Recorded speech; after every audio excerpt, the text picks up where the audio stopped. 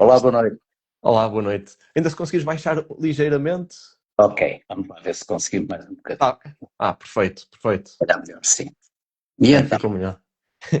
Então, pois é, Marco, agradeço-te muito por estares aqui, por teres aceito o meu Ah, convite. Eu enviei-te uma mensagem, tu foste logo super disponível, aceitaste logo e pronto, hoje liguei-te, tivemos um bocadinho ao telemóvel e pronto, só confirmou aquilo que toda a gente fala de ti, que és muito simpático e pronto, um senhor dentro do ciclismo.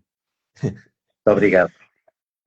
E além disso, pronto, para quem não sabe, venceste 4 voltas a Portugal, 21 ou 22 etapas. Não sei. Na volta, Confesso que foste. eu essas coisas, eu costumo dizer, pá, eu ganhei umas quantas vezes, ganhei umas quantas coisas. Normalmente as pessoas associam a minha carreira à volta a Portugal, naturalmente, pelo facto de ter, na altura, sido o corredor que mais voltas ganhou. Mas eu, felizmente, ganhei mais vezes e ganhei mais coisas. E, inclusive, terei ganho. Não sei exatamente o número, mas sim, sei que isso está Hum. escrito aí alguns. Também correste no Tour, foste colega do Joaquim Agostinho e agora és colega do João Pedro Mendonça na RTP, não é? Como comentador. E vocês são duas vozes hoje em dia muito conhecidas pelos amantes de ciclismo em Portugal, especialmente. Um, mas bem, Marco, antes de mais, queria-te perguntar se já conhecias o Sobre Bots, se já te apareceram vídeos ou algum direto. Sim, naturalmente eu, enquanto pessoa ligada às bicicletas, claro que estarei sempre, não é? Enquanto cá Hum, estiver, naturalmente tudo o que tenha a ver com o ciclismo eu procuro informação e procuro ver também as coisas que acontecem e em particular também agora, graças a estas novas ferramentas que nós temos acesso, e que é mais fácil, há mais informação, às vezes nem sempre aquela que nós gostaríamos ou aquela com a, com a, uhum. com a regularidade que nós também gostaríamos, gostávamos muito mais, não é? E ter muito mais, mas é importante e eu, portanto, sigo também, inclusive havia algumas das entrevistas que fizeste, pessoal, claro que uns mais do que outros, mas que eu conheço, todos, não é? Uhum. E, portanto, claro que é sempre interessante, e daí também, atendendo ao convite, com certeza todo o gosto também aqui estar e aqui falar também.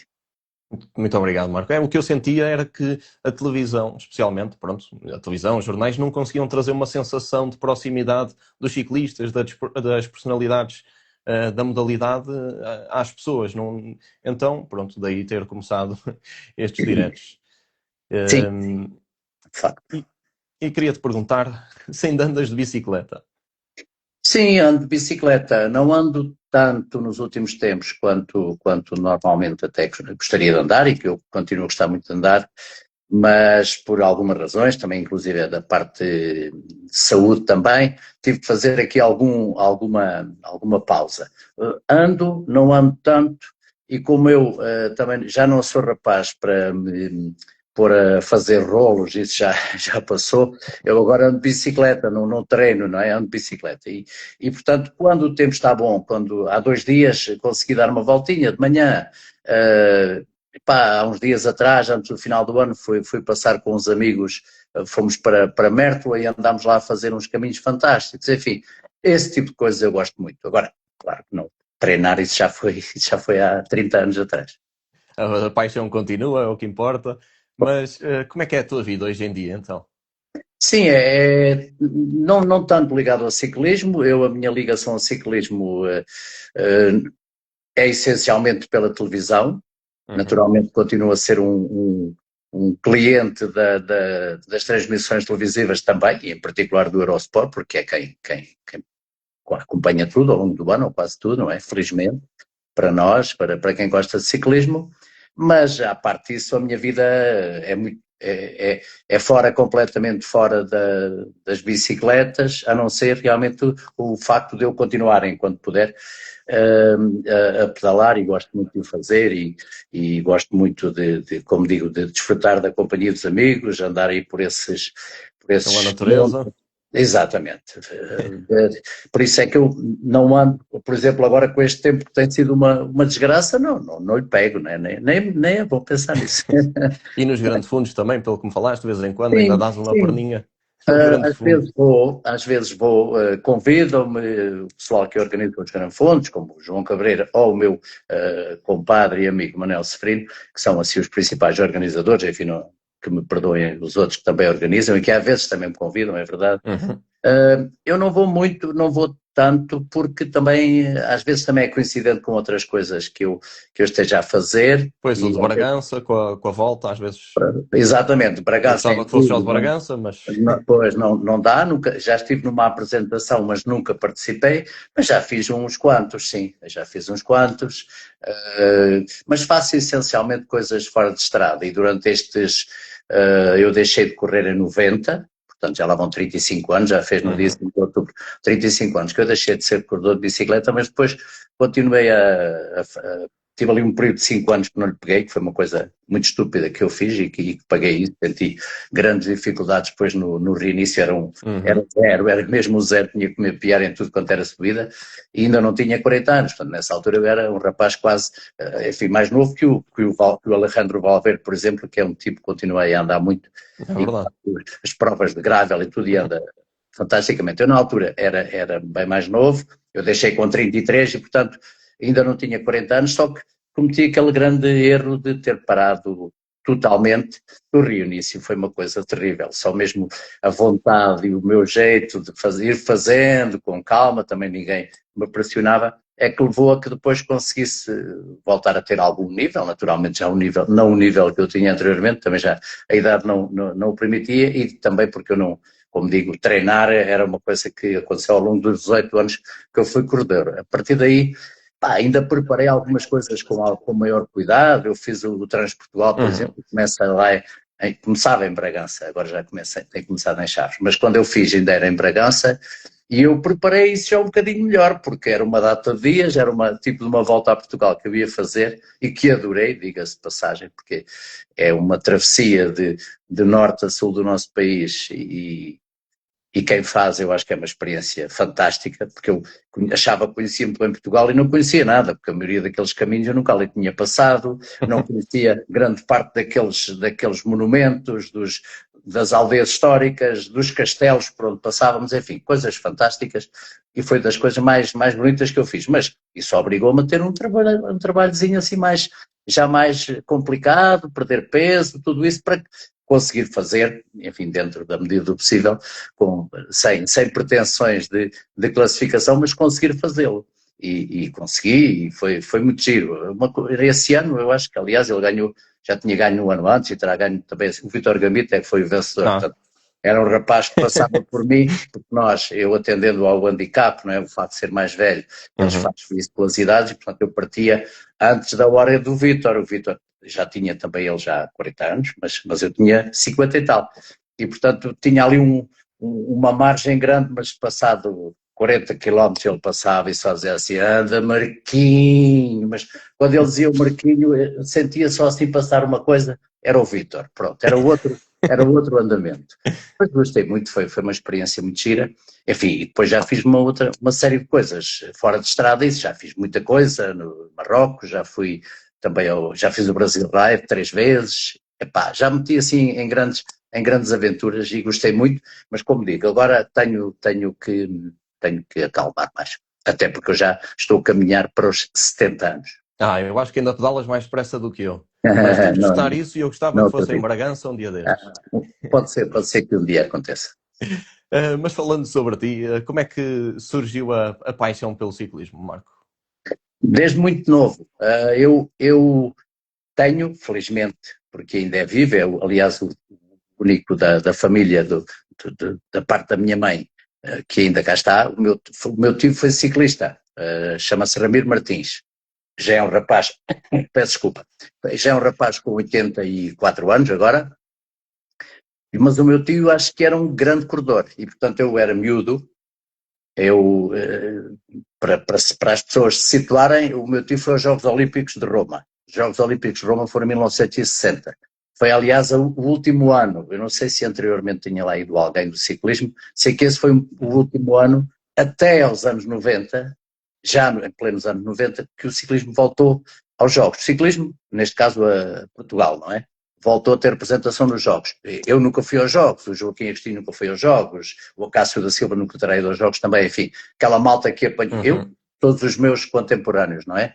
Porque não era aquela história do profissionalismo, não profissionalismo, equipas, países de leste, isso é que podiam ir, e depois estes países, às vezes também se calhar por opção, enfim, isso não me recordo bem, mas creio que era essencialmente por haver mesmo uma limitação, vamos dizer assim. E então o meu tio, que se chama Damir Martins, foi com mais 3 corredores aos Jogos de Roma. Portanto, eu tinha 3 anos.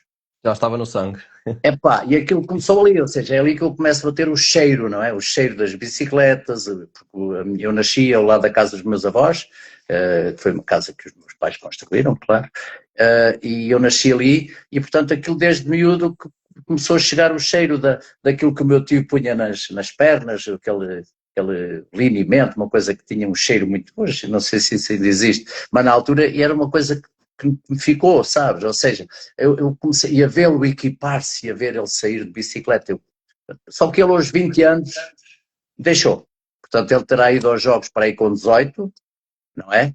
E aos 20 deixou. Ele era corredor do Benfica, e lembrar que os 3 que foram com ele, qualquer deles foi vencedor de uma volta a Portugal, que foi pessoas, enfim, só os mais velhos é que se recordam, então tenho que ir aos livros.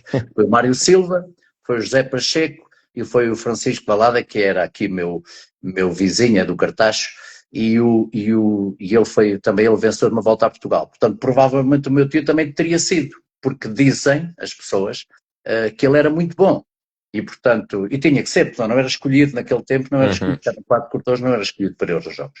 E o senhor, já também saudoso, Alves Barbosa, que foi uma das pessoas que trabalhou com ele no Benfica, e dizia que sim, que ele era bom, mas mas ele tinha uma cabeça muito complicada. Bem, o Sr. Barbosa também era propriamente uma pessoa fácil, mas eu falava do meu tio enfim, lembrava-se perfeitamente e sabia das qualidades dele, mas isto para dizer que foi por causa do meu tio que eu fui corredor de bicicleta, ou seja, quando comecei a crescer, era sempre, o meu pai adorava, a minha mãe também gostava muito, porque a minha mãe é que era irmã do ciclista, não é? Mas o meu pai adorava também. Levava muito às corridas, nós íamos ver as etapas da Volta a Portugal, íamos ver as passagens do Porto de Lisboa, íamos ver as chegadas do Porto de Lisboa ao estado de Alvalade, e portanto naquele tempo isso marcou-me, portanto eu ali aos 12 anos deixei a escola e comecei a trabalhar, e o meu objetivo maior era ganhar dinheiro para ter uma bicicleta, e aos 14 anos consegui comprar a primeira bicicleta tipo corrida, está claro, era um grande achaço, pesava, não imagino quantos quilos pesava, porque era crenques de ferro, rodas pesadas, com pneus muito, muito largos, enfim, mas foi com ela que eu comecei a correr. E, portanto, isto é aos 15 anos. E aos 15 anos já comecei a participar, aos 16 também, só podia ser federado aos 17, e aos 17 lá estava eu a correr, já ia ganhar às vezes também. Pois, isso realmente, pronto, com tão pouco tempo de treino, tem que ser também um fator genético, digo eu. Dos 15 para os 17 e aos 17 já estás a ganhar. Sim, mas o que eu acho aqui... E com a particularidade que hoje o pessoal como tu, uma malta mais nova, não tem sequer noção, ao contrário do que acontece felizmente nestes últimos anos, isso já há umas décadas que é assim, os ciclistas naquele tempo não eram divididos por idades, ou seja, havia um primeiro escalão que era popular, toda a gente ia correr. Podia ser eu que tinha 17 anos, era o mínimo para ser federado. Eu antes não corri, apenas aqui corri nos campeonatos aqui da FNAT, hoje Inatel, não é? Os campeonatos através das casas do povo, neste caso Pontevel, que é a minha terra. Corri ali os primeiros 2 anos porque eu não tinha idade ainda para ser federado, mas depois lá fui fazer os testes, né, os famosos testes. Fui ao Benfica e fui ao Sporting. E qualquer deles ficou interessado, ou seja, fui lá e fiquei aprovado lá naquele treino que eles faziam, tipo uma corrida, um ensaio de tipo de corrida, em que nós éramos ou não escolhidos para ficar. E eu fui convidado pelos dois. O que acontece é que o meu sportinguismo já nessa altura também pesou, verdade. E não foi fácil. Não foi muito fácil pelo facto de, por um lado, o meu tio ter sido ciclista do Benfica, okay. E depois, por outro, porque o treinador do Benfica, à época, era exatamente o Sr. Francisco Balada, que é aqui, como eu disse, era. ele também partiu há 2 anos, creio que há 2 anos atrás, 2, 3 anos, o tempo passa no instante. E, portanto, o senhor Francisco Balada do Benfica. Portanto, eu ainda fiquei ali um bocadinho na dúvida, e depois eles não tinham a categoria de populares, eu fiz as corridas, fiz 6 corridas apenas nessa categoria, como individual. Uma camisolinha verde e tal, mas não sei, ainda é capaz de existir lá para as minhas coisas, lá para o meu espólio, uma camisolinha verde lisa, sem publicidade, porque o Sporting só tinha a partir de júniores. Eu fiz as primeiras 6 corridas, discuti ali as primeiras corridas, ao campeonato regional, para o segundo lugar, porque eu caí no contrarrelógio, cavaquei-me um bocado, mas depois no campeonato nacional, que era à época prova em linha ao sábado ao sábado e contrarrelógio ao domingo, eu ganhei o campeonato, portanto tive essa capacidade, era ali na região de Sangalhos, e eu não tendo equipa, tive o senhor que ainda há poucos dias estive a almoçar com ele e com a esposa e com o filho, são pessoas que me ficaram sempre na memória das pessoas boas, que se chama Paulinho Domingos e foi meu primeiro treinador. Portanto, na altura, o treinador principal do Sporting era o Sr. Manuel Graça, mas mandou o Sr. Paulino, que tinha deixado também de ser corredor e que estava lá no departamento técnico, vamos dizer assim, e foi ele que me acompanhou. E em boa hora, porque ele deu-me, enfim, explicou-me como é que eu tinha que fazer, a contenção ao longo da prova em linha. Eu também não era muito de me expor muito, é verdade. E depois o contrarrelógio, que era no fundo a minha principal arma e que dar também essa possibilidade de ser, pela primeira vez, de 5 que eu fui campeão nacional. Sim, pronto, o contrarrelógio, ser bom no contrarrelógio ajuda logo muito uma pessoa a ser um voltista, não é? Ainda hoje.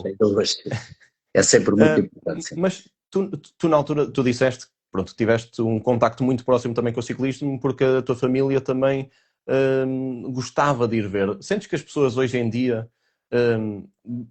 há mais pessoas que gostam hoje ou na altura de ciclismo? E de ir ver mesmo? Há muita gente que continua a gostar muito de ciclismo. Aqui a vantagem, neste caso, por um lado, e que é uma desvantagem por outro, tira muita gente da estrada, é exatamente, ou são as transmissões televisivas.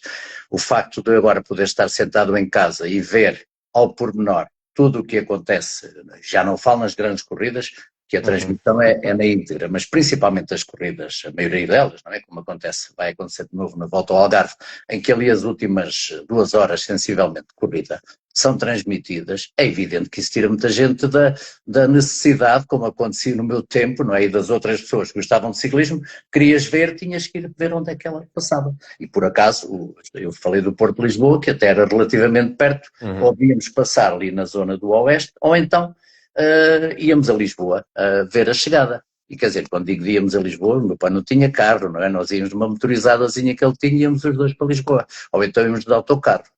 Pronto, mas isso era a paixão, ou seja, isso era a paixão do tempo, onde as pessoas iam muito à estrada, enchiam o estádio de Alvalade, o antigo estádio de Alvalade, porque havia a pista de ciclismo lá dentro, para a chegada do Porto de Lisboa, e portanto se isso eram outros tempos, eu não estou aqui a falar e já me estou a alongar, porque os tempos são outros, isto é apenas dizer que em 50 anos, não é? Muita coisa mudou, felizmente, umas para melhor, naturalmente, as condições, as estradas, as bicicletas, o material, os equipamentos, o apoio de todos os níveis, apoio mecânico, apoio médico, apoio de nutrição, tudo isso, enfim, as coisas mudaram, felizmente, muito. Em contrapartida, o que nós sentimos é que não temos, por exemplo, em Portugal, ainda aquela cultura que nós vemos, por exemplo, as corridas de ciclocross, não é? Que eu também não perco não perco a transmissão de cada uma das corridas que têm acontecido e que lhe é verdadeiramente um espetáculo, não só a corrida como a volta dela, ou seja, que pode estar a nevar, como já houve um dia que estava a nevar, e aquela gente está toda ali a acompanhar, desde miúdos, não é? Muito pequeninos, até às pessoas de idade, e portanto, e homens e mulheres, e é um espetáculo. Isso, estamos a falar da Bélgica, estamos a falar da Holanda, claro. Portanto estamos a falar de países que têm outra cultura, porque se for mesmo em Espanha, ou na atualidade se calhar em França e Itália, também não é exatamente assim, a não ser as grandes corridas, naturalmente, os grandes tours. Marco, temos de ter mais cuidado aqui com o tempo, porque tenho mesmo imensas perguntas. E pronto, seria bom, mas também podemos marcar outra vez para voltares aqui. Mas estás a ver a outros. Qual é que foi a tua principal conquista na carreira? Ou a memória mais marcante? Vá, a memória mais marcante acho que é mais engraçado. Se calhar, até na altura, pela importância que teve, a minha quarta vitória na volta. Porque até aquele tempo, até aquele 1986, apenas 2 corredores tinham ganho 3 vezes a volta. 2. Falei do Sr. Alves Barbosa, saudoso Alves Barbosa, e o outro, infelizmente também, para todos nós, também desaparecido, o grande Joaquim Agostinho, o maior corredor sempre da história do ciclismo, principalmente do ciclismo de estrada. Nós temos sempre que nos lembrar que houve um tal de José Bento Pessoa, que foi a primeira grande referência do ciclismo, mas isto ainda estamos a falar do século XIX. Portanto, na estrada, naturalmente que o grande corredor português até hoje foi o Joaquim Agostinho. E, portanto, eles tinham ganho 3 voltas cada um. E aquilo, eu já tinha ganho 3, estava igual a eles, eu achava, bem, nunca na minha vida, olha, quando eu comecei a correr de bicicleta aqui na Casa do Povo, aqui de Pontevelle, nunca imaginei que um dia ia ganhar uma volta, uma etapa da volta, quanto mais 3 voltas.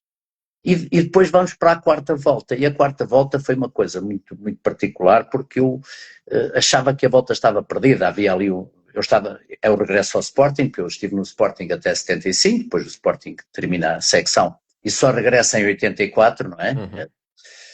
Enfim, de boa, mas também de má memória, porque é o ano em que depois acabamos por perder o Joaquim Agostinho. Mas numa etapa que tu ganhaste também. Eu ganho, sim, chegada à quarteira, sim, da volta ao Algarve. E, portanto, sim. Esse período, quando nós estamos a falar de 1986, havia outra equipa, portanto, aí já nós Sporting regressamos em 84, depois em 85 eu já voltei a ganhar a volta, tinha ganho em 82 e 83, e em 86 nós vamos para a volta a Portugal, novamente com uma belíssima equipa, claro, com um excelente grupo de corredores que eu tinha comigo, é verdade, mas havia uma outra equipa também com muita qualidade, que era a equipa do Lousa, que eu também corri ainda antes de ir para a França. E, portanto, aquela equipa tinha 4 potenciais candidatos. 2 deles ganharam a volta, o Manuel Seferino e o Fernando Carvalho, e outros 2 tinham grandes possibilidades de ganhar e andaram sempre na discussão das mesmas, que era o António Pinto e ainda falta aí um outro. Eram 4 candidatos a ganhar. E, portanto, nós, vamos dizer que eu era como que a aposta maior, ou a aposta, não digo única, mas era a aposta maior. E aquilo era complicado porque eles queriam... o Manuel Cunha, eu sabia que havia um outro que também tinha ganho a volta, eram os 4 da mesma equipa, Carvalho, Zeferino, Cunha e António Pinto. E, portanto, e aquilo foi complicado, porque nós não conseguíamos... vamos dizer, ainda hoje às vezes isso acontece, que não há um entendimento entre as equipas quando há uma fuga. E aconteceu uma fuga para lá, olha, aí para os teus lados lá de cima, portanto ali para Macedo Cavaleiros, por ali, creio que a chegada seria a Macedo, uma etapa daquelas duras de passar uma série de montanhas, e aquilo começa a ganhar tempo. E um deles que ia na fuga é o Ken Tixon, que aliás ganhou uma volta depois comigo, quando eu estava com ele na equipa do Loutano, do Valdelobo.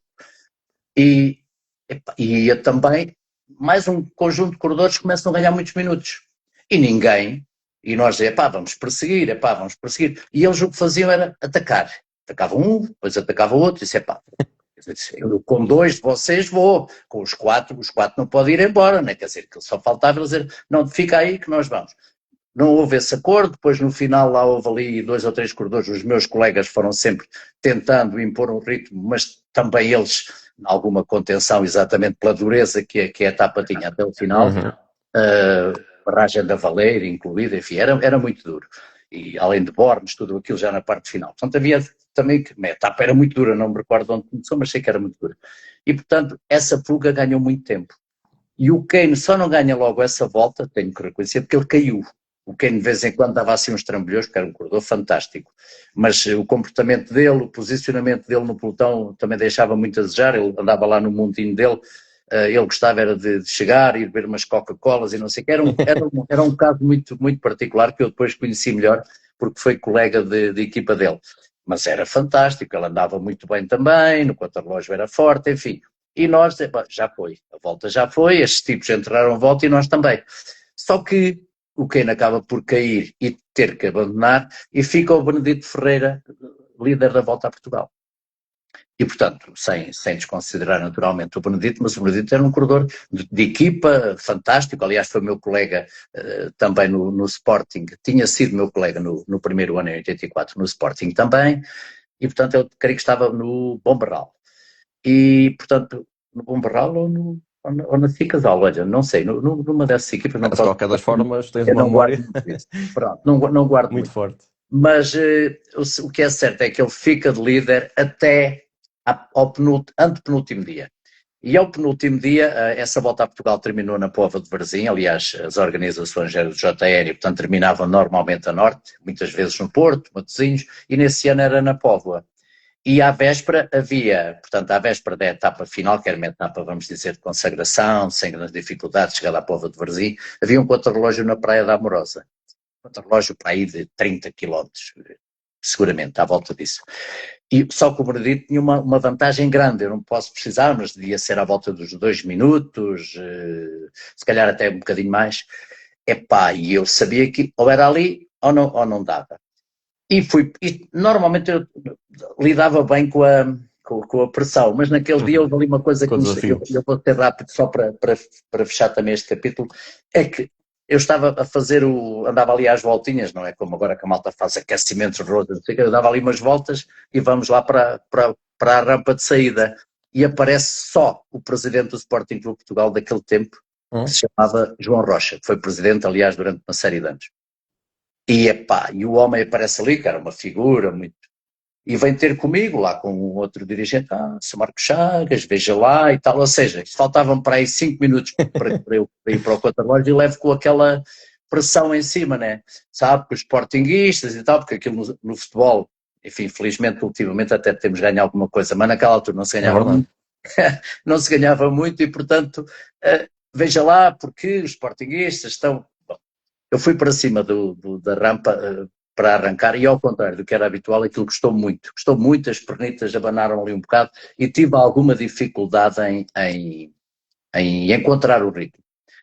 De tal forma que eu nem sequer ganho um contrarrelógio. Quem ganha um contrarrelógio é exatamente o António Pinto, que era da tal equipa muito forte que eu falei, o António era um belíssimo corredor também, e faz menos um segundo que eu no contrarrelógio. Mas eu ganho essa volta a Portugal por 16 segundos. Ou seja, eu acabo por conseguir, naquele momento, ganhar a volta, à véspera dela terminar, porque consigo fazer o tempo que tinha de desvantagem para o Benedito Ferreira e ainda fica ali com uma margenzinha, deve ter sido das mais pequenas margens da história da Volta a Portugal, foram 16 segundos, foi por esses 16 segundos que eu ganhei a volta. E eu devo dizer que ao contrário do que é habitual, fartei-me de chorar, porque eu não estava a contar com aquilo e fiquei desmontado, completamente desmontado, os meus colegas, claro, foi uma festa enorme. E com toda a pressão e assim que... Como é evidente. Mas e depois o marco das 4 vitórias. Exatamente. Portanto, daí eu dizer que esse terá sido, até pela pressão e tudo isso que havia à volta, se calhar foi dos momentos mais marcantes da minha vida, felizmente. Tive outros, como é evidente. E para ti, há bocado falávamos do Joaquim Agostinho, e temos de falar dele. Como é que ele era? Era um fora de série. Era um homem que nasceu para ser um campeão, e ele era um campeão. É uma pena que não tivesse sido encontrado mais cedo, é uma pena que não tivesse a técnica que nós temos quando começamos a correr de bicicleta, como foi o meu caso, ou hoje a maioria dos corredores, não é? Da atualidade, que começa muito novo. O Joaquim foi para o ciclismo aos 25 anos, e portanto tinha essas limitações, caía muitas vezes, teve uma série de percalços grandes, exatamente por causa das quedas que lhe aconteceram, mas eram fora de série. Ou seja, eu quando falo nós, falo por mim, pelos meus contemporâneos, o próprio, também saudoso e que já desapareceu, que era o homem que lhe dava mais luta, o Fernando Mendes, que era do Benfica, e portanto havia sempre essa rivalidade, eles eram muito amigos, mas havia essa rivalidade enorme aqui em Portugal. E o próprio Fernando mesmo conhecia que pá, ele fazia o que lhe era possível, mas contra o Joaquim Agostinho não havia muitas hipóteses. Não havia muitas hipóteses. Ele era verdadeiramente um fora de série, de tal forma, enfim, que os resultados atestam isso, né? Apesar das limitações, apesar de ter começado com os 25 anos, aos 26 anos, chega à volta à França no primeiro ano, que vai ao Tour, mesmo com todo esfarrapado, porque há fotografias, há imagens disso, em que ele caiu umas quantas vezes, ele ganha 2 etapas e termina no 8º lugar. Portanto, só por aí se vê. Ou seja, o tipo que chega, que sai daqui, a única coisa que ele tinha feito, entretanto, foi ir correr a volta a São Paulo, além da volta a Portugal, que ele não ganha, mas que faz, creio que segundo lugar ou terceiro lugar nessa volta, na primeira que faz também. Depois vai à volta ao estado de São Paulo e é lá que vem aquele famoso senhor Jean de Gribaldi, que foi buscar e durante uma série de anos foi diretor dele e foi também na equipa onde eu estive, ele era também diretor. E como é que, enquanto pessoa, tu eras bastante jovem quando correste com ele, tinhas acabado de ir para o Sporting, penso eu. Como é que ele era enquanto pessoa? Como é que te recebeu na equipa? Não, repara, eu vou para o Sporting aos 17 anos, não é? E portanto, depois há ali 74, que é exatamente o ano da Revolução, é quando eu começo, depois aquilo, 75, ainda à volta a Portugal, mas já numa situação, eu não fui naturalmente, porque ainda era amador, mas não há volta a Portugal, assim é que é correto. Em vez da volta a Portugal, isto em 74 houve, também é marcada ali por, não sei que houve ali uns quantos acontecimentos, mas 74 houve. Agora, e aí eu não fui porque tinha acabado, como eu disse, tinha acabado de passar de popular a júnior e fiz o resto da época júnior, mas depois na época a seguir já era sénior. E aí, em vez da volta a Portugal, houve uma coisa de uma semana, uma corrida de uma semana que organizaram, vamos dizer, para tapar ali aquele espaço, chamado Grande Prémio Clock, que era uma empresa de cerveja que, entretanto, acabou também por patrocinar onde eu estive durante 2 anos, a seguir 77 e 78, com o Águias de Alpiarça. E, portanto, essa empresa arranjou ali, ou seja, a federação na altura, arranja ali aquele dinheiro e consegue fazer uma corrida de uma semana que foi o Joaquim Agostinho que ganhou também, claro. Mas aí é que foi a minha primeira abordagem, porque eu era campeão nacional. Como eu disse, eu fui umas quantas vezes, neste caso fui 5 vezes campeão nacional de fundo, e nesse ano já era campeão nacional de séniores e, portanto, se calhar por isso, porque nós estávamos a correr pela seleção, mas eu tinha camisola diferente.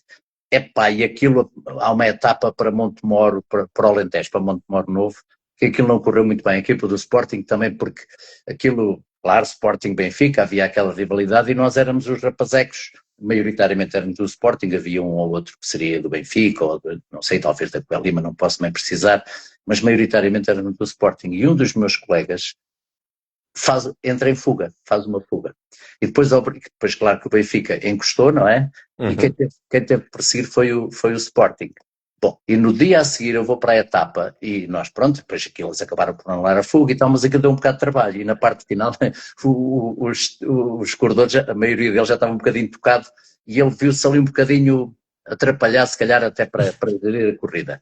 E nós, claro, nós não nos metíamos naquilo que nós estávamos ali só para ver, principalmente para seguir, aprender e para ver. O certo é que ele, outro dia, quando nós vinhamos a sair do hotel para ir para a partida, vem ter comigo e pronto, lá achou pelo facto de eu ter a camisola diferente, não é? Porque os equipamentos da seleção eram azuis e tinha o símbolo, e eu tinha a cor de campeão nacional, enfim, com aquela cor que ainda hoje é mais ou menos a mesma. E então ele diz, pá, vocês vejam lá, porque isto não é nada, não foi nada interessante o que se passou ontem, vocês lembrem-se que são corredores do Sporting, e eu, pois sim. Portanto, ou seja, a primeira vez que o Joaquim Agostinho veio falar comigo foi para me dar, neste caso, para transmitir aos colegas, não é?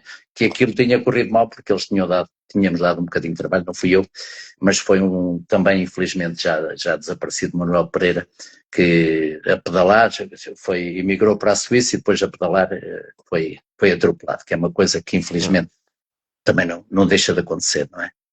Mas pronto, esse foi o primeiro contacto. Agora, como pessoa, do melhor que havia, de uma simpatia, de uma simplicidade, também, pessoa dura quando as coisas, como aconteceu ali, não é? Como as coisas não iam ao jeito dele. Mas principalmente isso foi sempre o que eu guardei também dele, além da sua forma tão tão simples e tão acessível, porque ele era uma figura a nível internacional, nas grandes corridas, no próprio Tour Joaquim Agostinho, era uma das grandes figuras. Havia muitas, naturalmente, não é? Mas ele era uma das grandes figuras do ciclismo mundial. Não se notava nada. Era uma pessoa fantástica, super engraçado, enfim, eu tive o privilégio depois desse tour de fazer como que uma outra volta a Portugal, uma outra volta à França, que foram os critérios que fiz com ele, com a esposa, claro, e com a minha mulher, na altura, não é? A mãe da minha filha. E, portanto, nós fizemos em 29 dias fizemos 21 critérios. Aliás, ele fez para aí 22 ou 23, eu houve um ou dois que estive, que não estava. E foi graças a ele, naturalmente, porque ele é que disse ao empresário, olha, mete aqui este rapaz também na corrida. Foi a maneira de eu ganhar algum dinheiro, naturalmente, mas principalmente foi a forma de o conhecer, porque nós chegávamos, fazíamos a corrida, e depois ele olhava, amanhã é perto, 400 km é perto. Portanto, acabávamos as corridas, essas clássicas, vamos dizer, os franceses chamam critérios, os belgas chamam kermesse ou coisa no género, ou seja, são circuitos, não é? Mas onde apenas 30, 40 corredores, vamos dizer assim, escolhidos, não é? E convidados e pagos é que participavam. Também aí sempre com uma moldura humana espetacular, porque logo a volta terminou a domingo e nós, o tour, não é? E nós já à terça-feira já estávamos a correr na Bretanha algures e fizemos, como digo, em 29 dias fizemos 21, participámos em 21 corridinha dessas e aquilo era quase outra grande volta então. Era outra grande volta e não era propriamente fácil, tinha dias que eu não podia ir com a bicicleta, um dia ou outro aquilo ia melhor, mas a maioria dos dias não podia ir com a bicicleta. Pois é, mas conhecemos mais um pedacinho do Joaquim Agostinho e é muito bom sabermos um bocadinho mais sobre ele. Indo ao Sporting, gostavas que o Sporting voltasse ao ciclismo? Por um lado, a presença dos clubes podia trazer se calhar mais gente à estrada, mas eu duvido. Às vezes eu ainda já com esta direção que atualmente está, ainda tive ali uma participação, vamos dizer assim, convidaram-me, ainda tive algumas reuniões com eles, na altura em que o Sporting tinha aquela parceria com o Tavira. Epá, e eu, pronto, para já achava aquilo um bocadinho estranho, naturalmente, mas compreendi que eram outros tempos, outra realidade, mas não deixei no fundo, até de gostar e de colaborar na medida do possível, tanto com a direção como com o Vidal Fitas, que era e continua a ser responsável da equipa de Tavira, que aliás também já falaste com ele. E portanto, eu acho que tem aqui os dois lados da moeda, que é, por um lado, sim, poderíamos ter Sporting, Benfica, Porto, era ótimo, mas por outro, o problema dos clubes, que é aquilo que se associa, que é as pessoas muitas vezes têm um comportamento como tem no futebol, principalmente, não é? E eu não gosto, confesso que não gosto. Eu sou sportinguista, gosto muito de ver futebol, gosto muito de todas as modalidades, mas quando isso é depois transportado para o ciclismo, e eu também tive desnecessária, não é?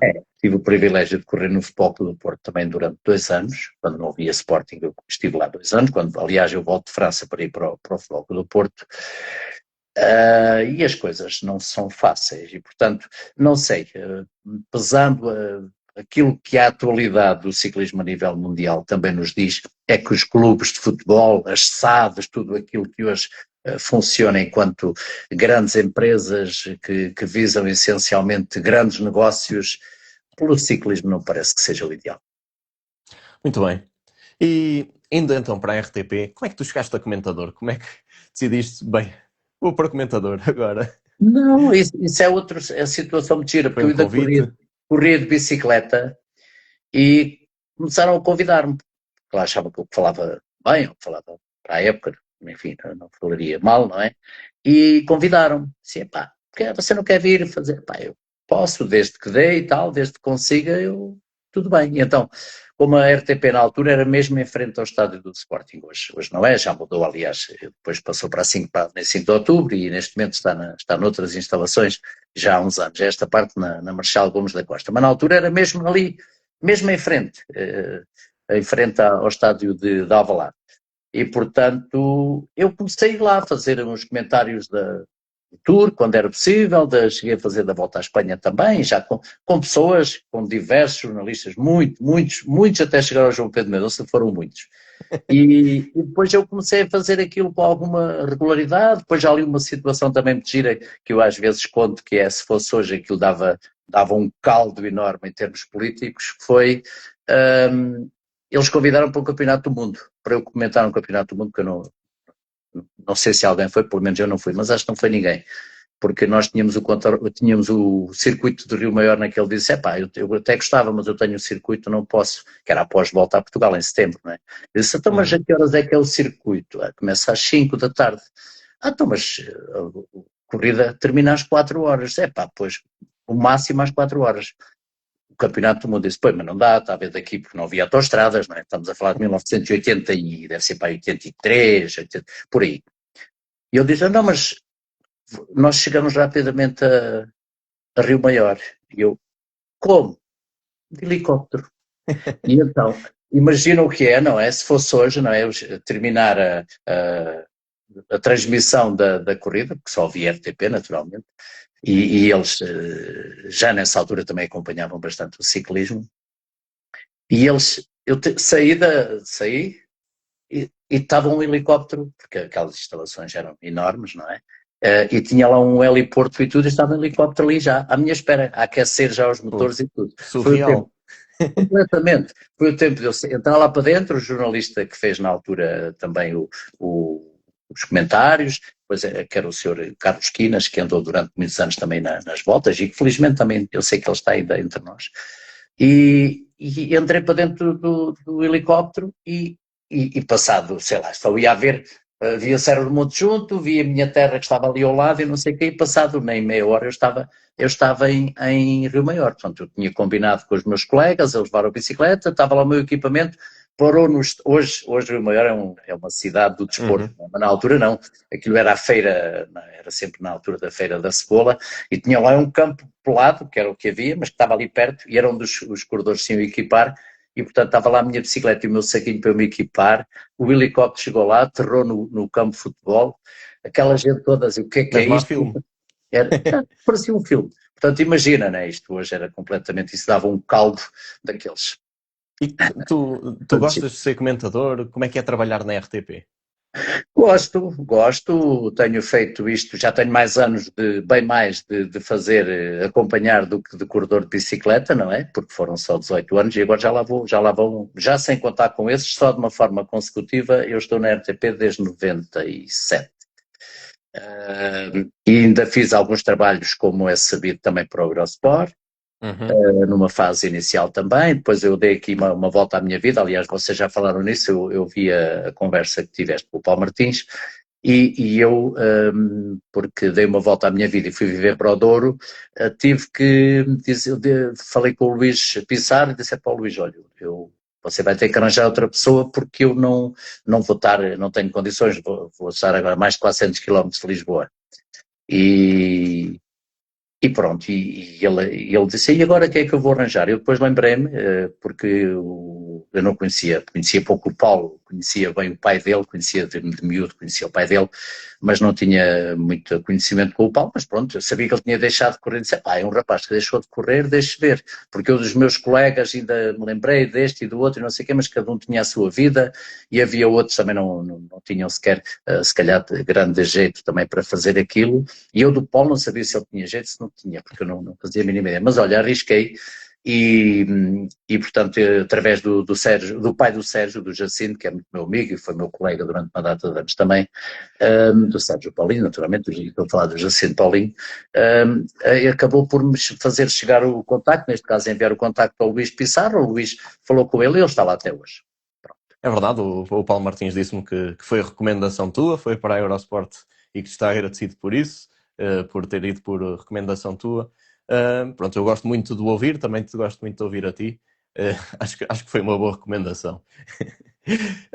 Tu sentes que há alguma rivalidade com a Eurosport, RTP Eurosport, a nível de audiências? Existe assim Não, alguma... não há muita, porque também não é possível. Ou seja, nós, Só no quando Tour, talvez, não é? sim, nós quando transmitimos temos maior audiência que o Eurosport. O que também se compreende, que é canal aberto, porque é RTP, porque, enfim, não vamos dizer que é porque nós somos ou que as pessoas gostam mais de nós do que do Eurosport. O Eurosport é um canal que transmite o desporto, ou seja, o canal de desporto. A RTP não é um canal de desporto, como sabem. E, portanto, aquilo que faz, e ainda assim faz muito pela nossa modalidade, temos que reconhecer isso, fazemos-lo essencialmente no Tour. Agora, na volta ao Algarve, dá uns anos esta parte, porque inicialmente também não. Houve ali um interregno em que não se transmitiu, agora volta a transmitir-se. E depois é a volta à França, porque aquele período em que a própria RTP fazia todas as grandes voltas, fazia todas as corridas em Portugal, fazíamos diversas transmissões diretas também de grande prémio, de diversos grandes prémios ao longo do ano, isso também deixou de acontecer, não é? Porquê? Porque não é fácil, não é? Porque é bom que as pessoas percebam que uma transmissão televisiva custa muito dinheiro. E ao contrário do que acontece com o Eurosport, ainda o Paulo falava nisso que eu ouvi, e faz todo o sentido, lembrar sempre as pessoas que o Eurosport não produz nada. O Eurosport transmite aquilo que lhes chega. Claro. Portanto, a produção televisiva custa muito dinheiro. Custa muito dinheiro e, portanto, tem que haver retorno, não é? E, para todos os efeitos, como eu disse, a RTP é um canal de serviço público, naturalmente, também é pago por nós, uma parte do dinheiro é paga por todos nós, mas precisa de audiências, precisa de justificar que existe.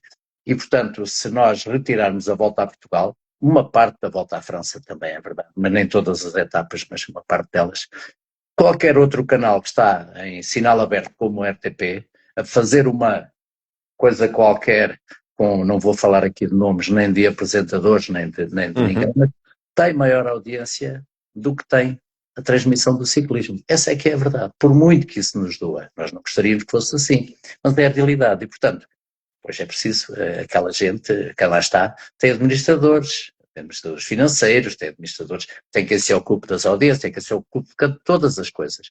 E, portanto, isso é tido em conta, e ao contrário de um canal desportivo, que é o caso, e ainda bem, volto, já disse, ainda bem que ele existe, porque nós podemos ver nas nossas casas o que existe, o que acontece ao longo do ano, no ciclismo, também noutras modalidades, mas essencialmente para nós o que nos importa é o ciclismo, a ETP continua a ter, felizmente, alguém que continua a ter também essa intenção de manter aquilo que é feito, esperamos que assim continue, enfim, continua a ser ainda assim um trabalho também de serviço público em função daquilo que é a volta a Portugal, essencialmente, mas também o Tour, porque o Tour, para a maioria das pessoas, é sempre um grande espetáculo e as pessoas gostam muito.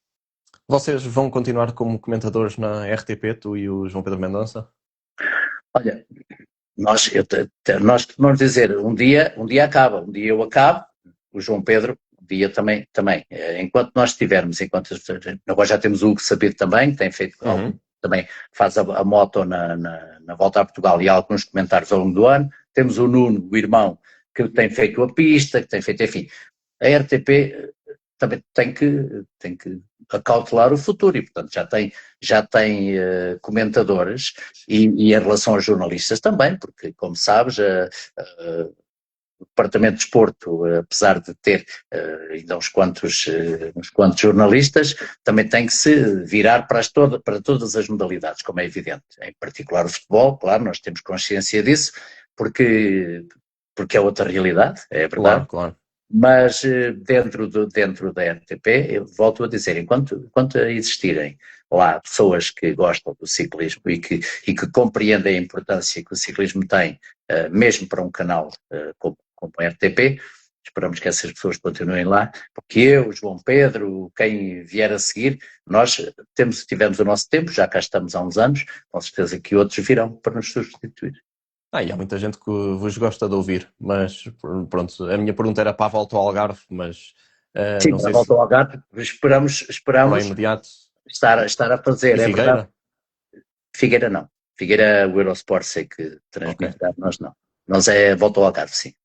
E os campeonatos nacionais também Campeonatos nacionais, já se foi fez bom. este ano uma Mas coisa para mim há cá uma melhor. coisa que falta, e já falei aqui algumas vezes com alguns diretores, e eles concordam, até foi um deles que falou, que é, falta, nós chegamos à volta a Portugal e as pessoas caem lá de paraquedas porque não foi construída uma narrativa que não acompanhou as outras provas. Portanto, chegamos lá e não se conhece muito bem os ciclistas do pelotão nacional, não se sabem a que nível estão. Pode-se ver que os mais interessados podem ir ver quem ganhou, mas pronto, eu tenho pena que as pessoas comecem a ver e não tenham um ciclista se calhar favorito, muitas das pessoas. É uma verdade. Como eu disse, o tempo em que nós RTP, acompanhávamos todo o ano, e eu devo dizer que nós acompanhávamos tudo, desde a prova de abertura, andávamos 4 pessoas dentro de um carro, eu, durante muitos anos, eu, João Pedro Mendonça, era um deles, Miguel Barroso, que é hoje, continua a ser, eu podia dizer que é alguém que continua a ter, mesmo com a influência que tem, a gostar muito do ciclismo e é uma peça fundamental dentro daquela casa. E depois mudávamos, esteve uma Cláudia Lopes, esteve o Luís Baila, esteve o Carlos Manuel Albuquerque, esteve tanta gente que foi rodando, mas nós três normalmente éramos os mais, o Miguel Barroso enquanto coordenador, o João Pedro a fazer os comentários e a fazer a edição, que era na altura uma coisa muito complicada, porque nos grandes prémios não havia transmissões diretas, era uma coisa, enfim, que hoje, só de imaginar as horas que eu passava ali a olhar para eles, não é? Olhar para eles e a tentar ajudar, e aquilo era cassetes, e tira cassetes, e põe cassetes, e cassete da Moto 1 e cassete... Agora, é evidente, nós acompanhámos muito mais e estávamos muito mais por dentro. Hoje, ao longo do ano, a não ser se nós formos fazer uma visita, irmos passear a ver uma corrida, à exceção do Campeonato Nacional, nós não vamos. Nós não vamos porque não há o trabalho de fazer, não é? Sim, lá está, pronto. Está aqui o Nuno Sabu a dizer que o público em geral não veria talvez essas provas mesmo que estivessem disponíveis. Mas também é preciso tornar essas provas apelativas para as pessoas quererem acompanhar. Sim, Tem de se encontrar esse tipo de nós não podemos ferramentas. pensar, eu volto a dizer, perante a realidade do ciclismo português, e isso é outra coisa que eu não quero nem falar, porque a realidade do ciclismo em Portugal é muito complicada, é difícil, é complicada, em alguns casos quesilenta, em alguns casos mau ambiente, em alguns casos, para além de tudo isso, os corredores cá estão e as pessoas que lutam para ter as equipas não têm culpa e, portanto, nós queremos sempre o melhor. E como é evidente, quando chega a volta a Portugal, mesmo que haja algum desconhecimento por parte dos jornalistas, eu compreendo que sim. Como digo, eu próprio, quando chega pessoal novo, eu alguns também não os conheço. Tenho que andar ali a apalpar para perceber quem eles são. É normal. Agora, o importante é que ao longo do ano as pessoas têm que perceber que não é possível, não é viável na atualidade transmitir as corridas, aqueles grandes prémios, aquelas corridas que existem, infelizmente existem. O calendário português até tem algumas competições, não vamos dizer que tem muitas, mas até tem um calendário mais ou menos preenchido, e isso tem sido feito, como é evidente, com grande dificuldade, mas tem sido feito. Agora, isso não é possível, porque quando se fala de uma transmissão televisiva não é transmitir, olha, a pista, por exemplo, é muito mais fácil de transmitir. Muito mais fácil de transmitir, porque os meios não têm nada a ver. Sim. Para fazer um direto da pista é que são câmaras fixas standard. As corridas em estrada, não, amigo. As pessoas têm que perceber que em simultâneo, quando nós estamos a olhar para o ecrã, está um avião, que é o que faz o sinal, está um helicóptero, estão 3 ou 4 motas, está gente na regi, está gente não sei onde, estamos nós numa cabine, enfim, aquilo movimenta dezenas de pessoas e custa muito dinheiro. E, portanto, isso não é... Enfim, na atualidade esperamos não é viável. Que de repente volte a ser, mas neste momento não é viável. Infelizmente, até pela... Pode ser que se volte a construir um dia. Pois é isso. Isso devagarinho. E é bom agora os campeonatos nacionais, etc. Os campeonatos já é muito bom. Estamos a caminhar para melhor. Mas, última pergunta da RTP. O Jorge Gabriel contou-me uma história engraçada. Fiz um vídeo com ele, fiz um direto e depois partilhei o vídeo. Não sei se viste o vídeo onde ele te contou que te chamou Marco Paulo em vez de Marcos Chagas. Sim, por 2 vezes, ou seja, ele repetiu a dose. O Jorge era era um iniciado também, hoje é um senhor da comunicação, das maiores figuras que nós temos na comunicação em Portugal, e é muito bom gajo, é bom dizê-lo. Já fez alguns à volta connosco, ou seja, aquele programa, porque é bom lembrar que nós, eu falo por mim, enfim, sou um bocadinho também já da casa, uma coisa é a informação, onde são os jornalistas de desporto, não é? Neste caso, entre outros, e outra coisa é a programação. O Jorge é da programação, que são os programas que são feitos, neste caso, o À Volta é o programa à margem da volta, que tem a animação, que vão lá os presidentes das câmaras, toda aquela gente, e que gostam muito, claro, porque isso é um retorno para... Era engraçado, era muito engraçado. Muito engraçado e que é o retorno. Agora, como é evidente, depois nós também sentimos quem é que está do outro lado. E o Jorge era daqueles que ainda fez algumas edições connosco. De vez em quando terminava o trabalho dele, vinha lá à cabine ter connosco e estava comigo e com o João Pedro, quando era João Pedro, como disse, já foram outros, foi o Pedro Martins, foi o Alexandre Albuquerque, foi o Carlos Manuel Albuquerque, enfim, foi o Alexandre Santos. Eu já fiz nestes últimos anos e agora o Gonçalo Ventura, quando o João Pedro, quando é ano olímpico,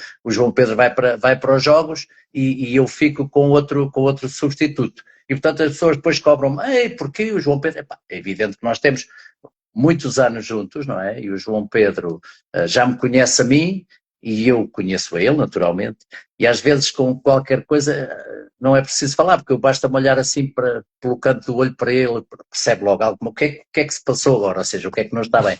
Porque, pronto, temos uma cumplicidade grande, que são muitos anos, naturalmente. Claro. Mas falando daquela história do Marco Paulo, pronto, ele chamou-te duas vezes Marco Paulo. Sim, é verdade, porque não foi só o Jorge, não lhe aconteceu só a ele, aconteceu a muitas pessoas. E eu ficava um bocadinho para já, porque eu sou, infelizmente também já não está entre nós, não é? O Marco Paulo, o cantor, que não tinha esse nome, mas pronto, tinha esse nome artístico, vamos dizer assim. Eu ficava muito ofendido, assim, caramba, eu sou Marco António, é o meu nome, os meus padrinhos foi o nome que me atribuíram, eu gosto muito dele. E, portanto, chamar Marco Paulo, epá, eu ficava assim um bocadinho, ok, pronto. Mas eu lembro-me disso, lembro-me do Jorge, que eu creio que ele falou, ele estaria numa rádio, no seu início de carreira, e, portanto, mal eu sabia, não é, que uns anos mais tarde, eu sou fã do Jorge, gosto muito dele, e é daquelas pessoas com quem nós convivemos, já outras pessoas, outros colegas, que nós vemos que são excelentes profissionais e ao mesmo tempo também são gente boa. E, portanto, falaste do Jorge porque eu vi que ele esteve aí também à conversa e até todo interessado também no ciclismo, eu fico muito contente. Ele é muito interessado no ciclismo, eu treino muitas vezes com ele e ele está sempre a falar de coisas, a tentar a aprender e eu também com ele e é muito engraçado. E eu hoje disse-lhe que ia estar aqui a falar contigo e queria contar esta história. Mas voltando às equipas, começando aliás nas equipas portuguesas, e para ti há uma equipa portuguesa que se destaca das outras? Isto é uma pergunta do Tiago. Ultimamente nós tivemos, como se sabe, isto são épocas, não é? E portanto já tivemos uma série de épocas marcantes, às vezes, ou nem sempre, pelas melhores razões. Depois daqueles acontecimentos que marcaram a equipa W52 do Bloco do Porto, daí para cá uma estrutura tem sido dominadora, não é? Que é a estrutura do Carlos Pereira, que tem o filho como diretor desportivo, e ainda estou a estar o Américo Silva também, mas nos últimos anos tem sido o Ruben. E portanto o que é facto é que eles é que têm ganho mais. Essa é a realidade.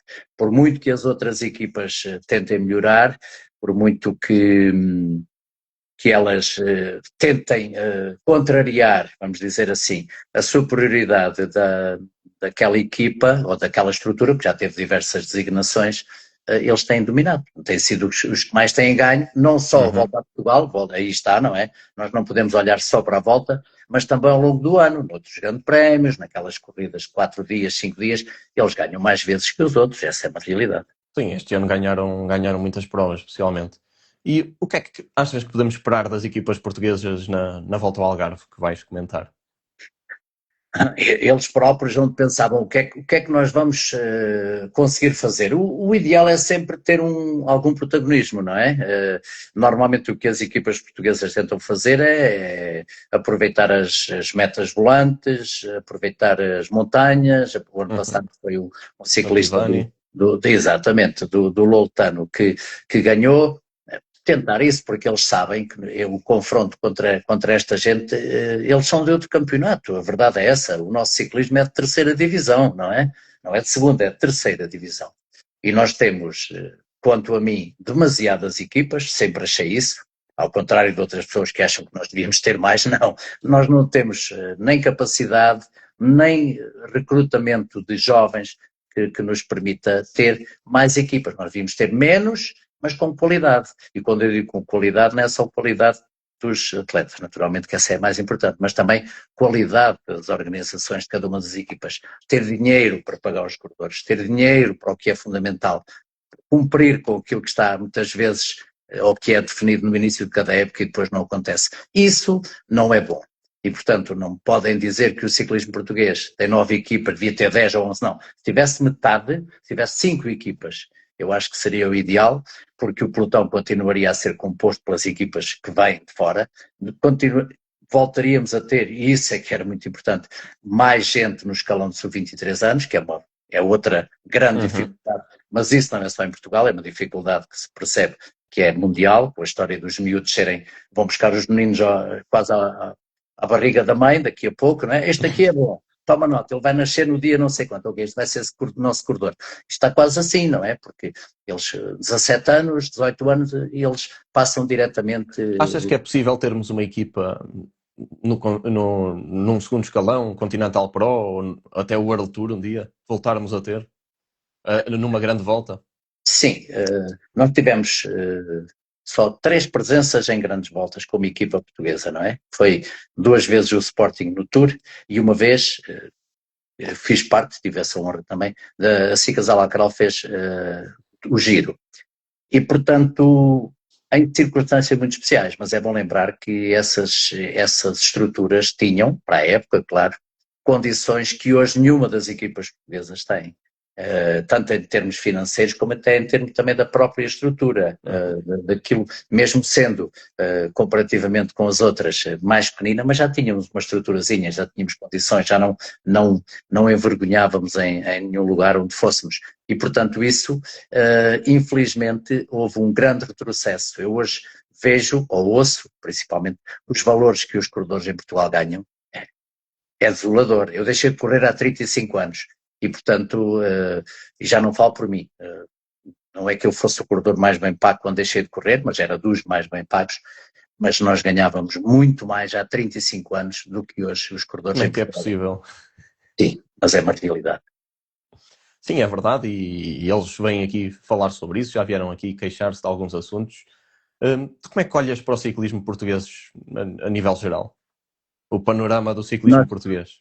Nós temos duas caras, não é? Nós temos alguns dos melhores corredores do mundo, nós temos um corredor que é dos melhores do mundo da atualidade no que se refere à estrada, que é o João Almeida, mas temos outros muito bons, que continuam a estar, aqueles que fizeram esta época, este tempo, alguns que abandonaram há pouco tempo, o caso de Sérgio Paulinho, o Rui que abandonou agora, mas ainda temos o Nelson com um percurso fantástico, o Ruben Guerreiro que está aí com esse problema e que eu já vi há pouco a notícia que ele vai fazer uma paragem, pelo menos uma paragem na carreira, porque o Ruben também nos deu nos últimos tempos coisas muito boas. Volta à Itália, na volta à Itália. Principalmente. Eu nunca me vou esquecer, aliás tenho guardado aí, há de estar aí no algures, a fotografia dos dois, João Almeida e Ruben Guerreiro, no mesmo pódio de máscara, não é? Porque estávamos em plena pandemia, de máscara, os dois corredores portugueses, um de liderança rosa e o outro com a camisola da montanha, que acabaria por ganhar. Portanto, isso são resultados, e é para além dos homens da pista, para além dos nossos campeões olímpicos, campeões do mundo, enfim, nós temos isso tudo. E isso é muito bom. E nós, se calhar em toda a história do ciclismo em Portugal, nunca tivemos tantos corredores de tão grande qualidade.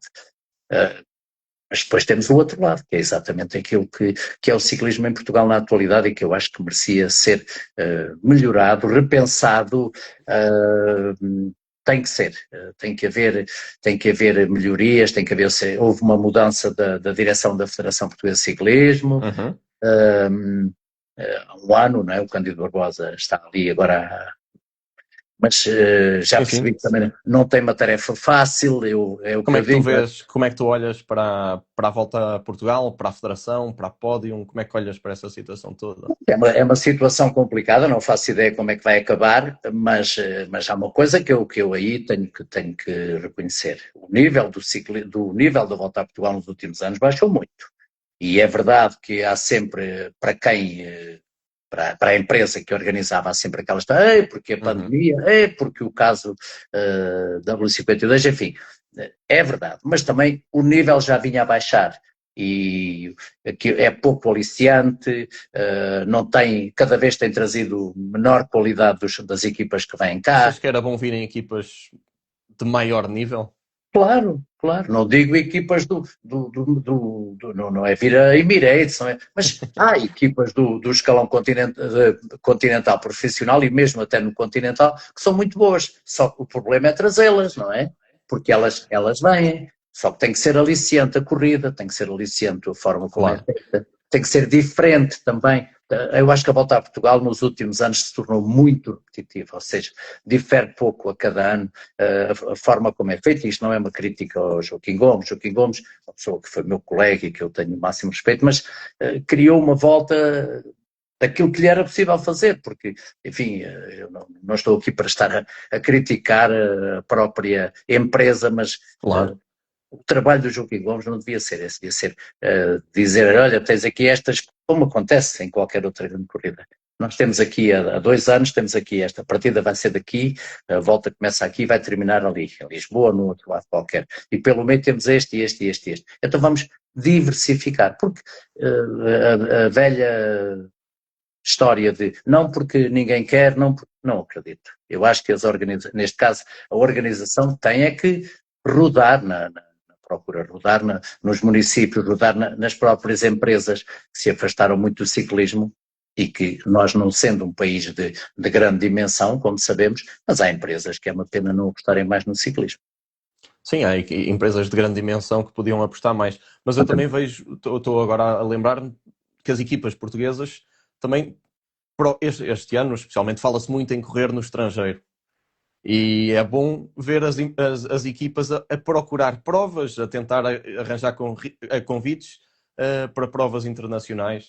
E pronto, esta ligação aqui que estou a fazer em relação a, na volta a Portugal, existirem mais equipas de maior gabarito também.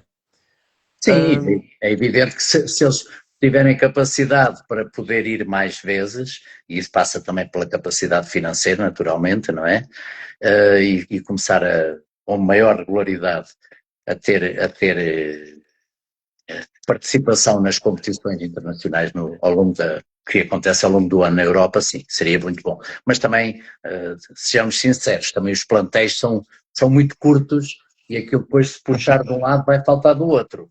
E aqui, para todos os efeitos, o importante, aquilo que é a referência para quem paga, neste caso para os patrocinadores, é a volta a Portugal. E aí entrando aqui num tema mais sério, achas que falar de doping prejudica ou limpa o ciclismo? Não, Achas que falar tem que se falar. Ou seja, se ele existe, se ele acontece, se há situações que, passados estes anos todos, não é? Desde o meu tempo, desde anterior a mim, em que começou a haver o controle antidoping, começaram a acontecer os casos de doping. E, portanto, as coisas não podiam, não deviam, em pleno século XXI e mais de 40 anos depois daquilo que acontecia naquele tempo e que nos apanhou a tantos corredores, não é? Tantos daquele tempo, onde eu me incluí, claro, incluí e nunca escondi isso, nem nunca deixei de falar disso, e inclusive é quando me convidam, e já aconteceu isso por diversas vezes, até por pessoas responsáveis pelo combate ao doping, com certeza que eu vou e falo sempre com todo o gosto em relação às coisas que aconteciam, às possibilidades, aos acontecimentos, à realidade até do que é o... achas que hoje o ciclismo está mais limpo? Eu espero que sim.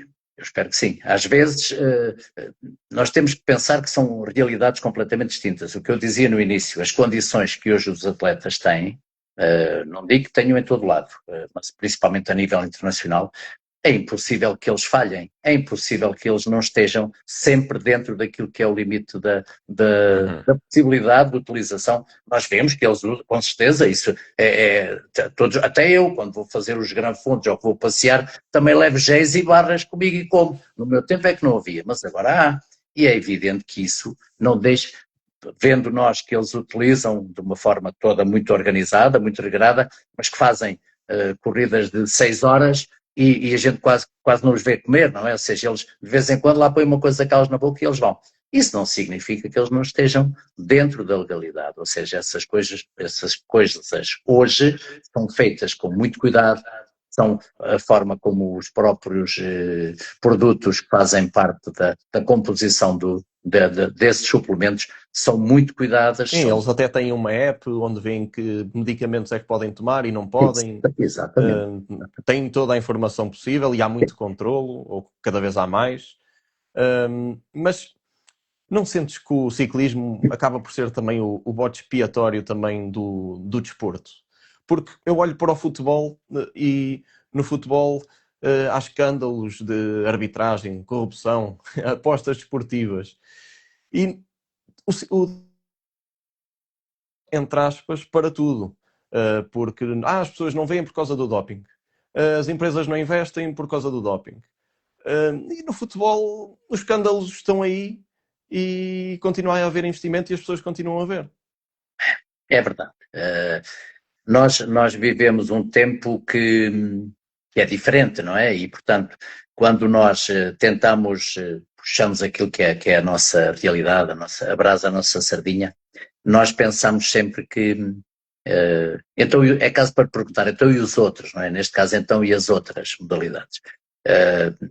O bom era que não acontecesse em nada, é o bom era que não acontecesse em nada, mas a alta competição, no fundo, também é um pouco isso, ou seja, é sempre a tentativa de ir mais além, mais longe, mais alto, aquela velha história. E, portanto, isso implica também tentar ao máximo rentabilizar o que o corpo dá. Daí que se costuma dizer sempre, e eu também concordo plenamente, a alta competição não faz bem a ninguém, isso é tudo uma treta. Claro.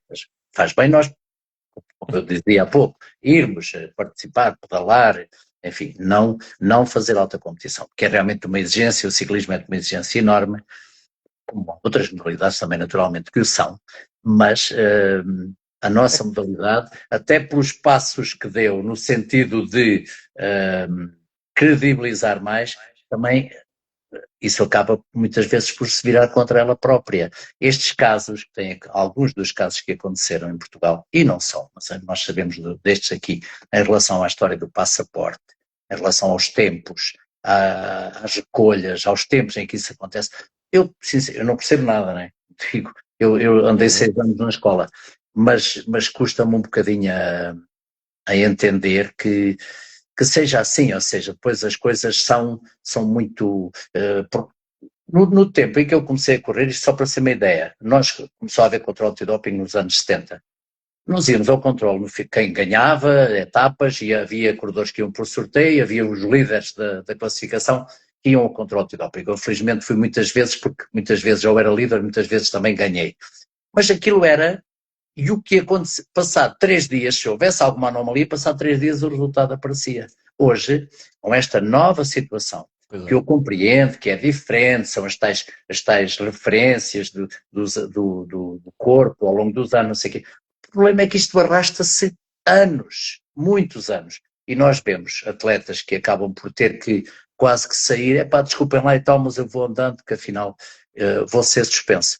Isso é mau, ou seja, ou tem que haver uma maior clarificação das situações logo, e quando eu digo logo não é, claro, não é como contra o antidoping que era feito pela urina, mas principalmente logo que possível, depois de serem constatadas essas alterações, essas anomalias, que fossem rapidamente passadas para fora, não andar ali enrolado e não sei o quê, até se resolver, e ao mesmo tempo também que os corredores tenham e têm consciência de que as coisas, se alguma coisa que lhe acontece, sempre, o mais penalizado, sempre quem perde é o corredor de bicicleta.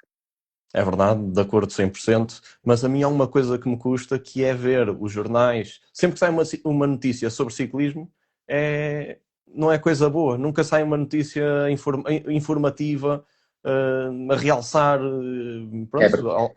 É verdade. Olha, eu tenho, às vezes, quando eu, enfim, estamos hoje aqui a falar e eu, quando estou com amigos, isso às vezes comento essa situação que é, quando eu corria de bicicleta, nos anos 70 e 80, havia 3 jornais desportivos, como há hoje. Sensivelmente havia um outro que era a Gazeta Desportiva, Gazeta do Desporto, mas era 3 vezes por semana que havia jornal. Uns era terças, quintas e sábados, o outro era segunda, 3 vezes por semana.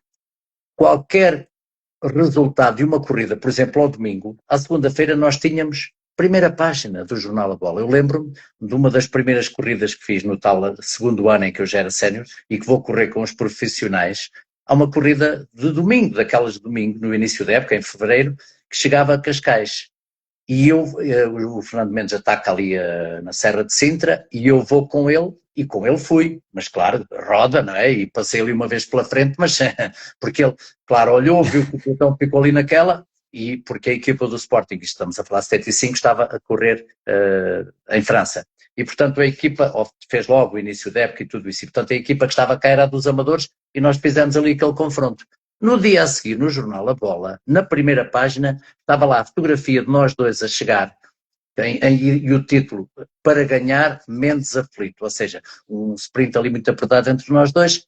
Primeira página, uma corrida de Incrível. Tu hoje tens corredores a ganhar e a fazer resultados fantásticos a nível internacional, lideranças, resultados dos primeiros lugares. Não aparece nada, mas qual a primeira página? Ao menos que apareça lá, como às vezes acontece, lá um cantinho nas últimas páginas das modalidades em que lá vem um bocadinho, com jeito, um bocadinho da notícia. É só futebol e cada vez há mais gente que acompanha o ciclismo. Temos um grande campeão que é o João Almeida agora, especialmente. Temos outros, obviamente, que já tivemos aqui a falar. Mas temos o João que até pode vir a ganhar uma grande volta. Achas que o João pode ganhar o Giro? Acho. Aliás, naquele ano que nós falámos há pouco, faltou pouco para o João ganhar o Giro. Não fora lá aquela desgraçada daquela subida e o João provavelmente teria ganho esse ano, não é? Uhum. E ainda era um menino e estava no início. Portanto, acho que o João tem as condições para ganhar uma grande volta. É Achas verdade que pode vir a ser o melhor ciclista português de todos os tempos? já não está muito longe de o ser, em termos de palmarés, porque nós, quando falamos do Joaquim Agostinho, falamos de um caso à parte, é verdade, até pelas suas características, mas também pela sua história de vida. Agora o João está a fazer um percurso normal, vamos dizer assim, mas normal de um grande corredor, porque só um grande corredor é que consegue fazer o que o João tem feito. Ganhou 3 provas de uma semana, segundo o ano Exatamente. passado. Exatamente, já tem pódio em 2 corridas de 3 semanas e, portanto, e mesmo essa, a primeira em que ele foi, no fundo também foi que lhe deu maior mediatismo, não é que ele acaba por perder, mas que lhe deu um grande mediatismo, logo ali nós percebemos que o João tinha tudo, até pelos seus antecedentes desde Júnior, não é? Mas percebia-se que ele tinha tudo para ser um ganhador. Não significa que ele ganhe uma grande volta, pode não conseguir ganhar. Também tem azar com o tempo em que nasceu, não é? Porque tem É aqueles verdade. rapazes que andam também muito, principalmente lá aquele colega dele, que é uma coisa completamente à parte, e enquanto for assim, aqui a dúvida é só se ele continua a ter aquele nível, quando é que baixa, algumas dúvidas em relação à volta à França, a última volta à França, é que ele na parte final já parecia não estar tão à vontade, mas caramba, não está tão à vontade, mas ganha aquilo com uma data de minutos de avanço, e portanto, enquanto isso acontecer, é evidente que o João tem que, eu tenho muita pena que ele não vá à volta à França, como é evidente, porque ele esteve nos 2 anos, e os 2 anos que esteve, faz 4º lugar há 2 anos, e o ano passado o João fazia pódio, eu creio que Fazia, com fácil. toda a naturalidade ele faria pódio, e portanto... Mas é melhor ganhar uma das outras duas do que fazer um pódio na volta à França, ou não, na tua opinião? É importante ganhar uma das outras, mas nenhuma é volta à França. Isso, Claro. Mas, por muito que eu tive o privilégio de fazer as 3 corridas, 2 como corredor foi França e Espanha e depois como diretor a Volta à Itália. São corridas magníficas, a Volta à Itália é lindíssima, tudo isso, a paixão dos italianos também é muito engraçado. E a Volta à Espanha também é uma corrida muito importante, mas não tem o mediatismo, não tem nada a ver com o Tour. E isto para dizer que então, mas que fazer segundo no Tour é melhor do que ganhar? Eu não sei, não é a mesma coisa porque ganhar é ganhar e fica lá o eu registro. gostava mais que ele ganhasse Sim, do que como é fizesse evidente, como é pódio evidente. no Tour, Mas, honestamente. mas eu tenho uma leitura nesse aspecto que é Vingegaard vai fazer o Giro e depois vai fazer a Volta à França também. E se não for, se não lhe correr mal, ou seja, se ele não, a gente espera que não corra muito bem, ou seja, que os João lhe ganhe, mas se ele não for muito desgastado no Giro, ele chega-se à Volta à França e vai fazer, não ganha, mas vai fazer novamente nos primeiros 3 da Volta à França, e portanto, isso às vezes também é conciliável. Em contrapartida, quem não está, não discuto de certeza. E mesmo quando as pessoas às vezes dizem, mas ele vai trabalhar para o Pogacar. Pois, mas o Pogacar não está livre. O Pogacar não anda a nenhuma, ele não anda por cima dos corredores, ele está lá no meio deles, não Assim, está eu, livre. por acaso, eu tenho. Pronto, o Marco Chagas percebes muito mais que eu de ciclismo, obviamente, mas a minha visão é que eu, pronto, vi o João a trabalhar no Tour nos últimos 2 anos para o Pogacar e, bem, o ano passado, de certeza, quase que fazia pódio e era um resultado fantástico, não é? Só Joaquim Agostinho. Mas eu acho que prefiro vê-lo a tentar ganhar o Giro e a Vuelta este ano.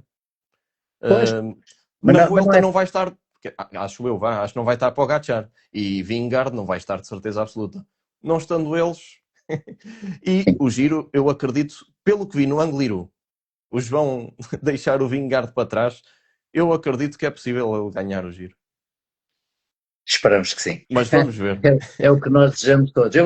Aqui a única coisa, e quando eu faço referência em relação ao Tour, comparativamente com as outras corridas, é que o peso que tem, a importância que tem, o facto de se estar, mesmo quando se tem à frente, como é o caso do João, o melhor corredor do mundo da atualidade, o melhor, longe do melhor corredor do mundo da atualidade, se ele estiver na competição, está sempre na contingência de poder discuti-la ou ganhá-la. Não participando, naturalmente que não vai. É só Olha, por isso. tivemos a falar aqui do Paulo Martins, um abraço, ele manda-nos um abraço. Um abraço, Paulo. E a nível internacional, há algum ciclista com que te identifiques ou que gostes mais? Não, eu normalmente nestes últimos anos nós temos tido o privilégio de acompanhar grandes corredores, não é? E ao longo das tais gerações em que nós falamos, sempre tivemos grandes corredores. Na atualidade, nós temos tido alguns corredores, curiosamente, 2 deles são de um pequeno país, que é a Eslovénia, não é? Que têm sido dos corredores mais marcantes, porque o próprio Roglic? não é um corredor qualquer e também ele tem uma Exato. história muito especial, não é? Porque vem de outra modalidade e já chega ao ciclismo mais tarde. E, no entanto, ele é um belíssimo corredor. É verdade que faltou-lhe a cerejinha lá em cima do bolo, foi aquela, olha, foi o outro Foi o maroto que outro lhe tirou, esloveno. foi o outro esloveno que lhe tirou.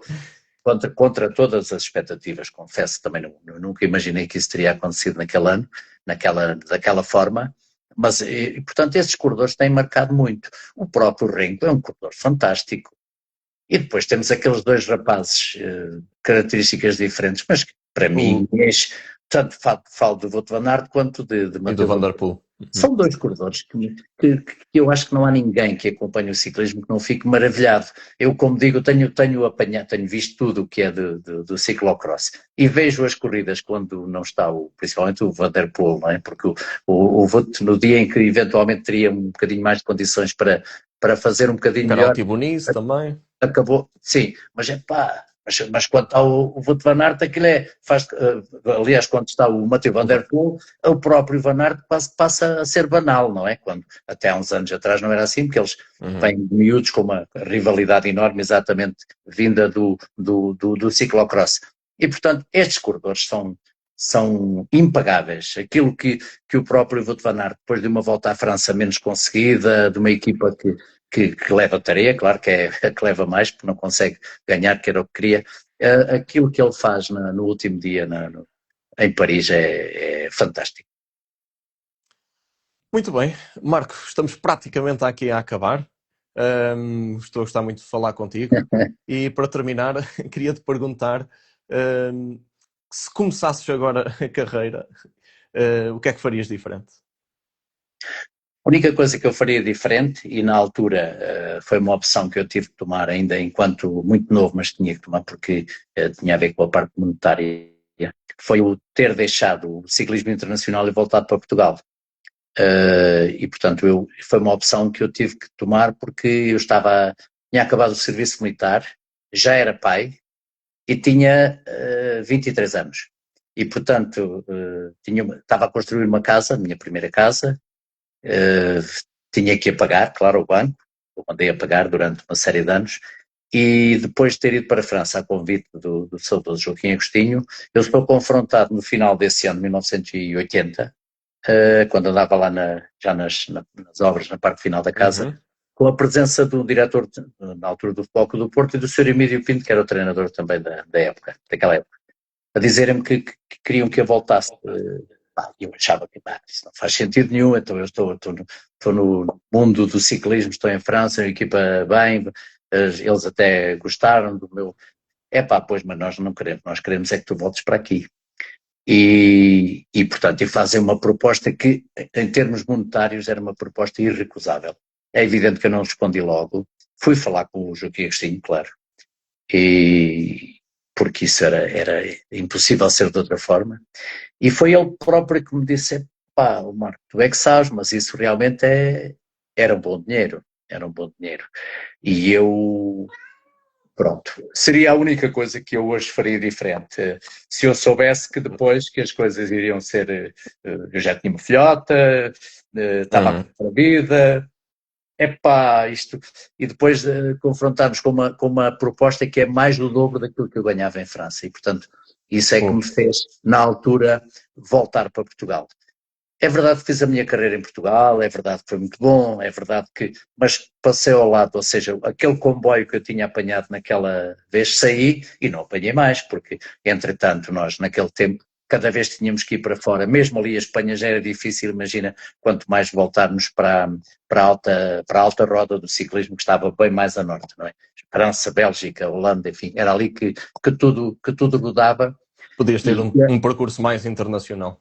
Mais internacional, eu costumo dizer, há dias até li uma daquelas coisas do ciclismo que me mandam, o meu amigo Rui Miguel Tovar, muitas vezes me manda extratos de coisas que ele vê, de jornais e não sei o quê. E há ali um jornal que eu uma vez dou uma entrevista e que digo que o Joaquim Agostinho eu nunca seria, mas se calhar o Acácio da Silva teria sido. Ou seja, é bom lembrar que o Acácio foi um grande corredor, não é? Eu não sei, o meu percurso, eu tinha características diferentes das do Acácio, eu acho que faria sempre melhor classificações em termos de geral final. O Acácio era muito forte nas corridas de um dia, era muito forte em chegadas, foi um corredor extraordinário.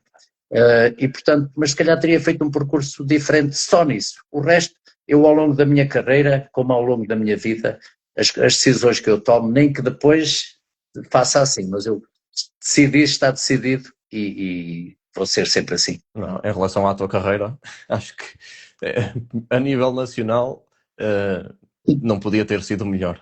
Sim, mas é a única coisa que eu acho é que Muito poderia bem. eventualmente, para a época, não é? Ou seja, se eu pudesse dizer, não, aqui este vai ser o futuro. Sabia lá qual era o meu futuro. Sabia que na altura tinha aqueles compromissos e pronto. E o próprio Agostinho também foi o que ele disse, pronto, tu é que sabes, mas ele ainda tentou junto lá que o senhor Garibaldi que tivesse melhorado, que conseguisse melhorar um pouco, mas eu também compreendi ele com o dinheiro que me pagava, se tivesse que subir um bocadinho mais, punha lá 2 franceses na equipa. Essa é que é a Claro. verdade. Muito bem, Marco. Temos só aqui uma pergunta do Roda Solta que pergunta a nível de transferências. Pronto, vamos falar só a nível nacional. Qual é que é a equipa que se reforçou melhor? É assim, na minha opinião, começando a falar eu e assumindo, talvez tenha sido a FAPEL. Foi buscar o Lucas, o Penha, o Tiago Leal, o Diogo Gonçalves, foi buscar muitos ciclistas e pronto, a nível de reforços em números e qualidade, talvez tenha sido uma que se reforçou melhor. Não sei se concordas, Marco. Sim, concordo.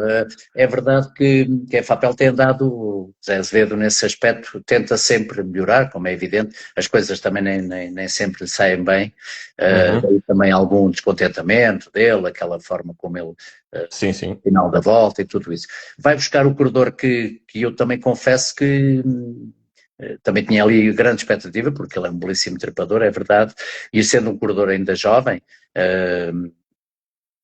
houve ali um momento em que eu acho que ele correu mal na subida à torre, ou seja, se calhar se tivesse tido outro tipo de estratégia, talvez, não era fácil lutar contra o poderio da equipa do Ruben, mas talvez tivesse sido um bocadinho diferente a partir do momento em que ele perde ali o contacto principalmente com o Artem, não é? Depois tinha o Pedro Silva mais à frente. Exatamente, mais à frente, e mais o francês também andou muito bem também, também. andou durante o ano inteiro, e portanto isso mas não sei, eu nesse aspecto a própria equipa Nicolor, não é? Mudou, sai uma data de gente, entra pessoal, maioritariamente estrangeiros novamente, mas que andam e provavelmente vão voltar a andar, não é? E portanto, não sei, eu acho que também há aí grande expectativa por esta nova dinâmica dentro do Boa Vista. Ia falar também no Boa Vista agora. Exatamente, essa nova dinâmica também, percebermos o que é que acontece, porque depois, em relação às outras equipas, a situação é a mesma, é dificuldade em fazer, a equipa de Manuel Correia, a equipa de Mortágua, a equipa do Andrade, são as dificuldades a cada ano e inclusive até a terem, às vezes, como aconteceu em relação ao Andrade do ano passado, sair-lhes ali um corredor, aquele sul-africano foi uma mais-valia da equipa, que aliás lhes dá o protagonismo que provavelmente nós também não esperaríamos, não é? A verdade é essa. Vamos ver. Em relação ao internacional, nós normalmente dizemos, bom, este ganha, só precisamos saber depois quem é que vai fazer com ele, em alguns casos. Strade Bianca, quem é que ganha? Epá, temos que perguntar quem é que ganha. Como é evidente, o Pogacar vai lá, né? Quem é que ganha? E aqui não, aqui eu acho que as coisas são sempre muito mais difíceis de prever, e depois ao longo da temporada nós também vamos progressivamente percebendo o que é que cada uma das equipas faz, o que é que está diferente ou o que é que não está diferente. Marco, muito obrigado. Olha, foi o direto mais longo que tive até hoje, mas não podia ter sido de outra maneira. A ser, tinha de ser contigo. Um abraço. Olha, Marco, um abraço a todos. Muito obrigado. Um abraço para ti também. E continuação do bom trabalho. Estamos aqui e eventualmente voltaremos a falar daqui a uns tempos novamente. Bom. Gostei muito, Marco. Obrigado a todos que nos acompanharam. Boa noite. Obrigado, boa noite para todos.